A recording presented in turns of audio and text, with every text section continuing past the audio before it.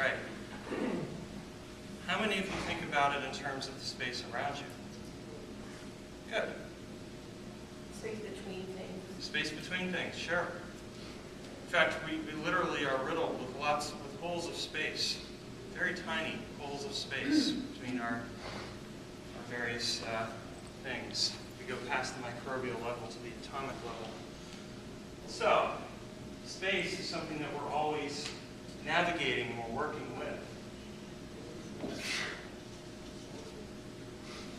And space isn't just the black stuff in the sky.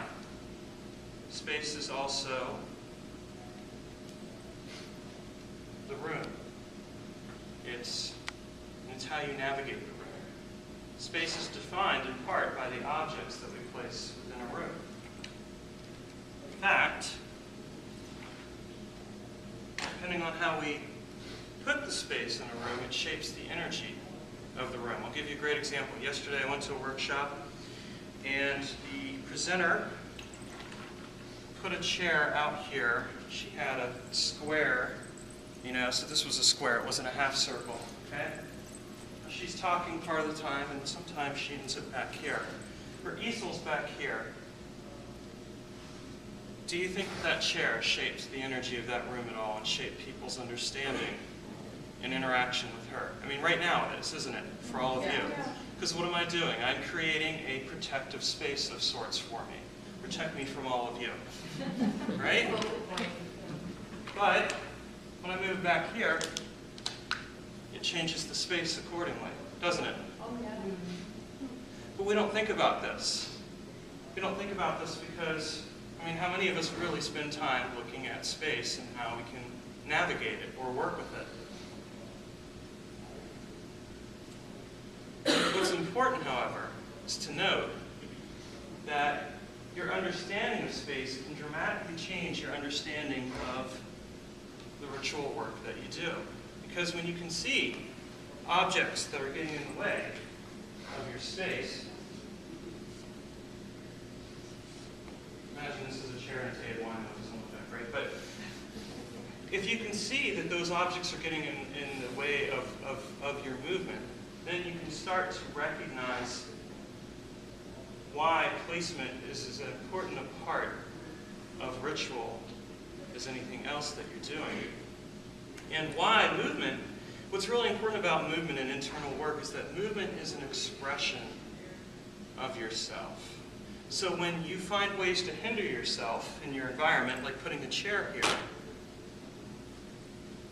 that's a signal on not just a physical level of putting this here, it's a signal on a metaphysical level, but it's also a signal on the internal level of the person that there's probably some kind of blockage or obstruction going on.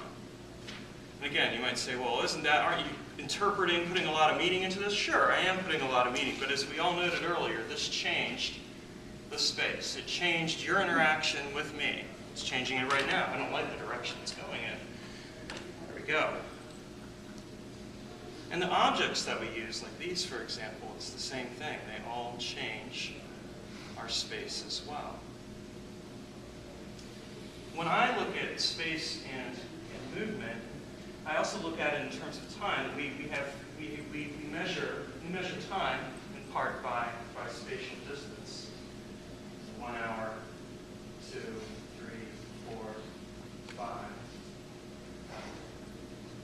So time shapes space even as space shapes time. And if we want to create sacred space, we want to create a space where time becomes meaningless, correct? Right.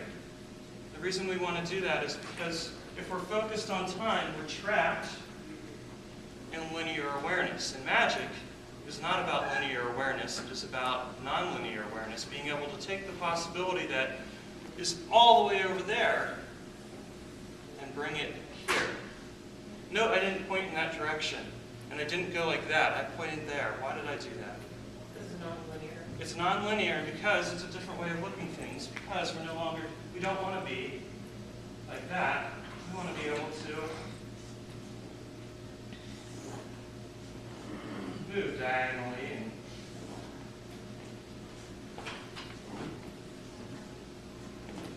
other things along those lines.